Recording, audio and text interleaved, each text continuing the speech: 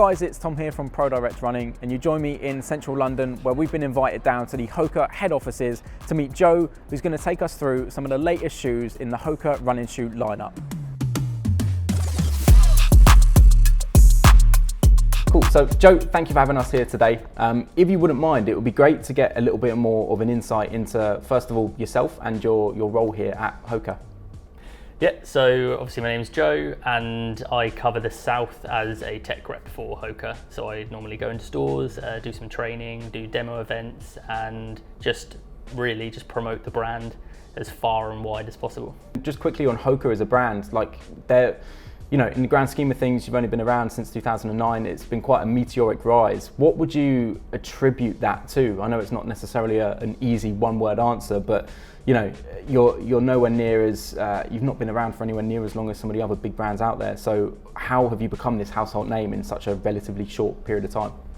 I think we're just given the people what they want in a shoe, really. We provide a lot of comfort with also the geometry of the shoe with a meta rocker that's really going to help propel yourself forward. So that doesn't matter whether it's in our heritage and our roots of trail ultra running, where we tried to solve the problem of running downhill safely and quickly.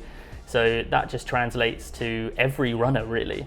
So if somebody's doing a couch to 5K, lots of soft cushioning, rocking system, it's really going to help that person up to somebody running UTMB who's on their feet for a long time on different types of terrain. So it's just efficiency, comfort more than anything. And just a shoe for every purpose as well, which I'm sure we'll get into. So that is obviously the main purpose of today. We're here to talk about shoes and talk about the shoes in the current HOKA running lineup, and maybe a little bit about what's to come as well in the future. So I mean, if we started off with the Clifton, it's the quintessential HOKA shoe. It's the one which kind of started it all for you guys, I suppose. Would you be able to talk a little bit about the importance and significance of that Clifton franchise to HOKA and your own personal use case for the shoe? Yeah, it's definitely the go-to shoe for HOKA and has been probably our most popular shoe, especially in the UK, since we came out. So our first ever road shoe was actually the Bondi, being such a high stack height shoe, really soft cushion. But at that point, the market was very much geared towards barefoot running. So we really were trying to be as innovative as possible and really sticking to what we felt a running shoe could potentially be. And at that point, having a stack height with the Bondi was maybe too high for some people. So by lowering it slightly into the Clifton, still providing loads of plush cushioning, but with that rocking system, but it just was a little bit more palatable for people where it was so new to the market. And when people put their foot in it, they just understood it. A lot of the time it was just getting people to pick it up, so they realized it wasn't really heavy and it wasn't as big as what it looked like. But really, once you get your foot in it, you feel that rocking system, you feel the soft cushioning, and you just understand what a HOKA is by wearing the Clifton. Yeah, it's funny, isn't it? Because we live in these times where high stack cushion shoes are the norm these days. But back then, yeah, definitely not the case. So some people may not know that HOKA were at the very forefront of that innovation in the first place. It'd be great to speak a little bit more specifically about the Clifton 8 and how it maybe differs from previous iterations. Obviously, the Clifton, it's had a cult-like following over the years. You re-released the Clifton 1 due to popular demand. So for a shoe which is as important as the Clifton is, how do you track that evolution and what is important to stay the same, and what is it about the Clifton 8 specifically which is perhaps a little bit different to previous versions? I think ultimately the shoe is, like I said, has always been about soft plush cushioning, progressive meta rocker, really propulsive early stage.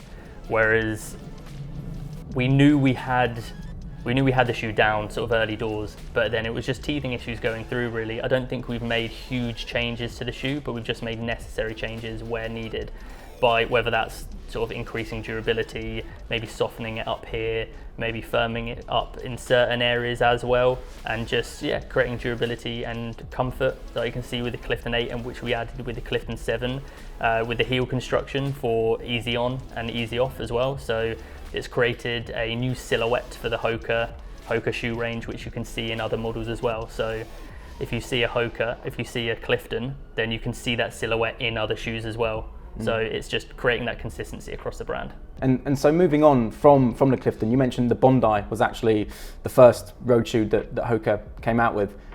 We've just released the Bondi X, and we were talking off camera, and you were saying how it's a little bit misunderstood perhaps in the way that it's intended to be used. Would you be able to explain exactly what you mean by that, and how would somebody best use the Bondi X? So Bondi is typically known with HOKA for the most volume of cushion that we have, so highest stack height. So it's really about comfort, but that doesn't always have the thought of speed to it. Whereas realistically, when you look at the carbon plate market in general, it's all about as fast as you can go, and it's all about performance. So I'll just pick up the shoe as well. So really with the Bondi X, it's very much a shoe that anybody can carbon up with. So it's a shoe that if they feel that the Rocket X is a little bit too racy for them, and they need a little bit more support and a little bit more shock absorbing qualities, then you have all the stack height of a regular Bondi, but you have the same foam as the Rocket X. So it's going to give you a lot of return whilst feeling nice and plush. And really it's a shoe that you can race in, which people wouldn't always understand when you see the silhouette.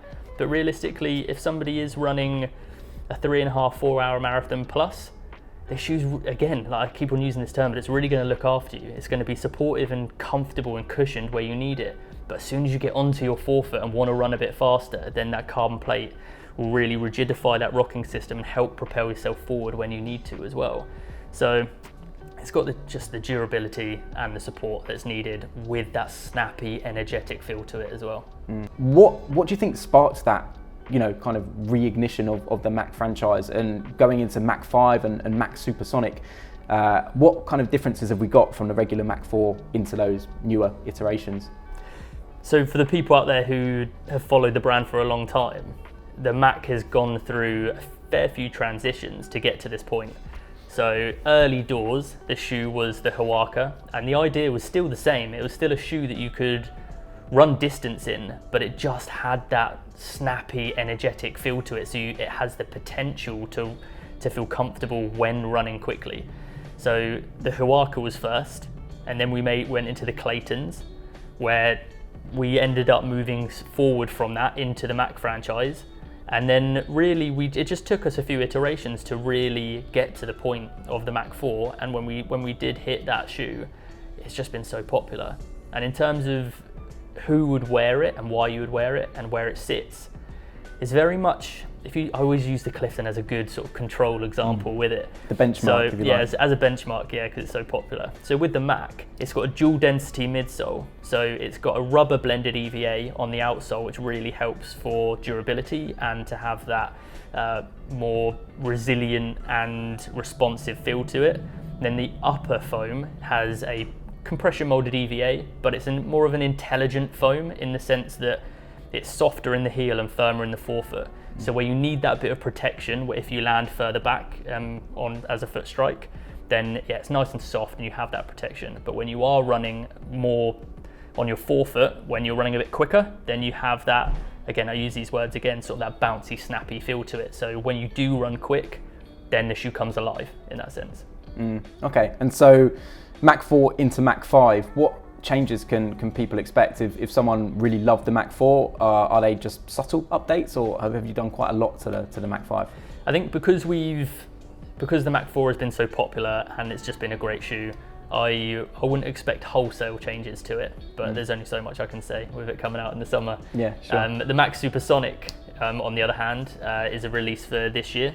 So what we have included into this shoe, so the top layer of the dual density midsole, so the sort of the bluey section there, is now ProFly Plus. So it's a brand new material. So we've increased the return and the resiliency of the foam, and all round we've just made it a more premium offering. But in terms of smaller details, we've got a jacquard upper with a heel pull tab as well. Why is there a need to have the Mach and then the Mach Supersonic? What does the Supersonic give you that's above and beyond the regular Mach?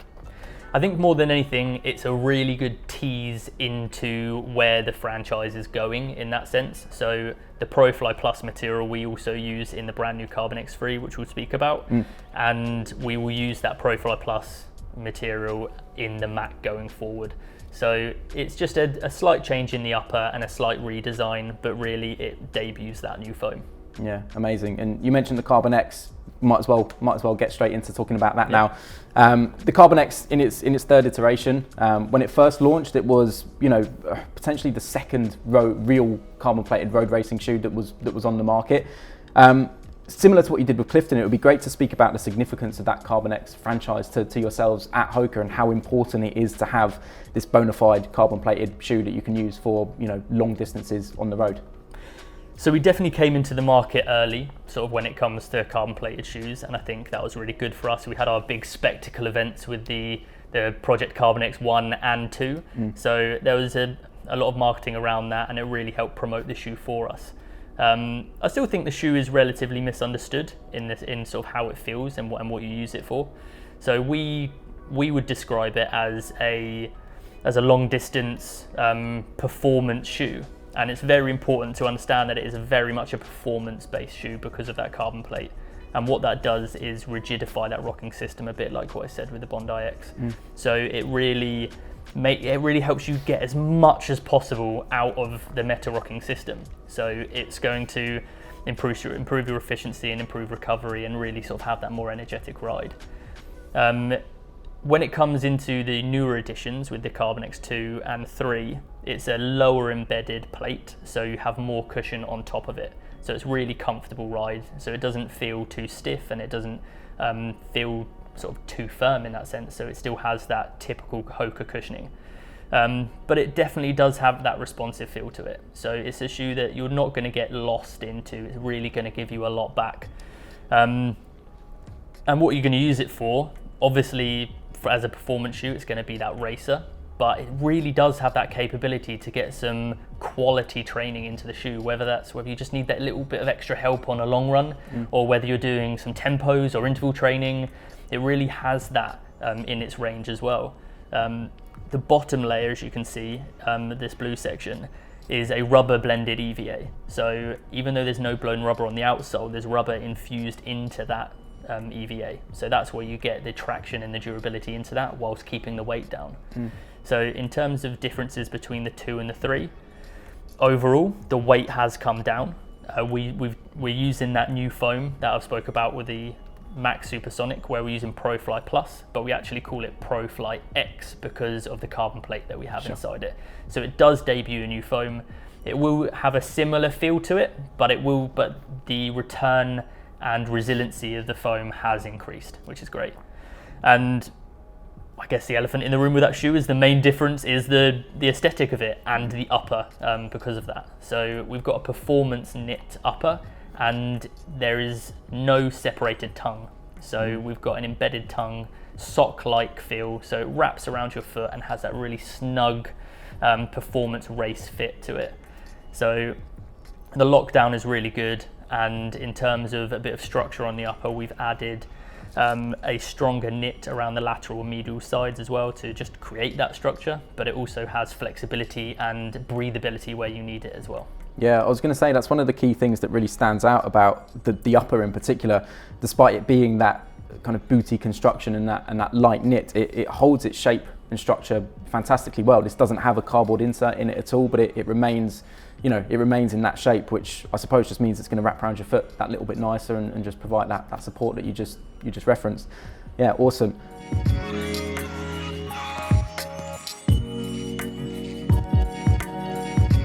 Okay, so now we've spoken about all of the product with a bit of focus on the Carbon X3 and with a brand new product for us coming out.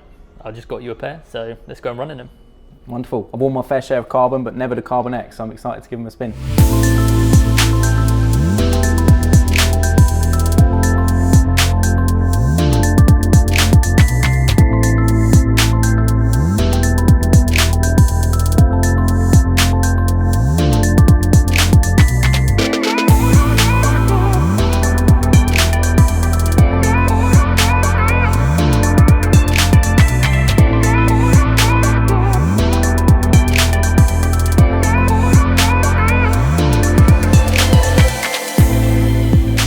Okay, so we've been for a little run in the Carbon X3 around London now. There's been a little bit of dodging and weaving in and out of people, but I've really enjoyed my first experience in the Carbon X3. I was saying to you, Joe, that the overriding factor for me was comfort. I put them on in the office even before we came out for the run, and they just instantly felt like I'd already had them for a long time. So is that kind of similar to your experience with them as well? Yeah, no, definitely. It's I feel like, especially with the Carbon X3, with the Performance Knit upper, just that being one piece, you put your foot on it and it really just cuddles your foot, and straight away you get that comfort feeling. And then underneath your foot with that compression molded EVA, it's just super comfortable underfoot, but not too soft, which is really important for a performance shoe. Yeah, that's it. Like, I remember when I first put them on, they did feel quite firm, but once you get running, you've got a really nice balance between that softness and that response.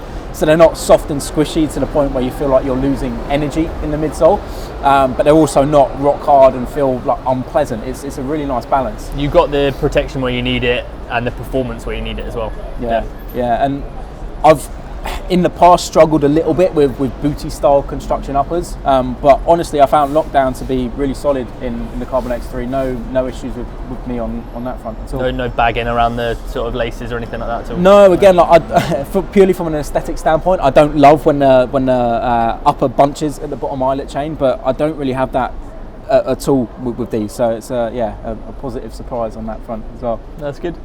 How did you feel it when you started running a bit faster? Because personally, I feel like the shoe's really nice and comfortable, but then as soon as you pick up the pace a little bit, then you really hit that fulcrum and that tipping point, and you really get an idea about what the Carbon X is. Yeah, I think we touched on it when we were talking through the whole lineup in the studio, but it's one of those where it does feel really versatile. Like when we were just jogging and we were on those sort of condensed areas where there's lots of people traffic and you're not able to run fast and open up your stride, they felt really comfortable underfoot. But once it did open up and we were able to push the pace a little bit, once I got up on like midfoot to forefoot, it turns over really nicely. You feel that Meta-Rocker geometry, and it really does come into play.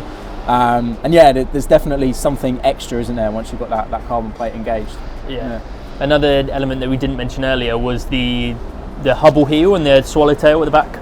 So if you are running downhill, or if you do get tired towards the end of a run or anything like that, and you do start to creep back onto your heel, then as well as it being nice and soft in the heel, you've got that added bit of cushion at the back, so it just helps that facilitation from heel to toe to just get you to the faster section of your gait cycle, really. Yeah. And the swallowtail, by having 2 points, then when you are taking corners at speed, then you've got those 2 points of contact that you can then work from to move forward. Yeah, the other thing, it's really nice talking about the shoes in theory and then putting what you spoke about into practice, but kind of the reinforcement in the upper itself, like you do feel well locked in around that midfoot area. It doesn't feel sloppy at all, even when you're running on cobblestones and unideal surfaces underfoot. Like I didn't feel unstable in the shoe at all. So stability, comfort, and just protection and efficiency are probably some of the key words that come to mind with it. And I think for myself, like in my own rotation, those long runs where maybe you're starting easy but picking it up a little bit towards the last few miles, I think it's going to be a solid option in the rotation for that. Yeah, it certainly doesn't take a lot of fast running or sort of that little pickup of speed to really hit that Meta-Rocker. It's extremely aggressive in this shoe, which is what you want, isn't it?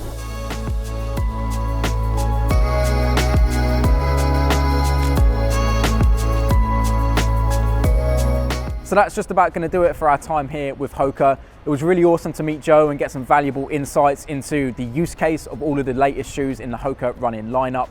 And it's always a good day when you come away with a fresh pair of shoes, and I'm really excited to put more miles in the Carbon X3. If you enjoyed today's video, don't forget to like, comment, subscribe, and hit that bell icon to make sure that you're notified every time we release more running related content. If you're interested in any of the shoes that myself and Joe spoke about today, remember you can always shop the latest HOKA running lineup at prodirectrunning.com.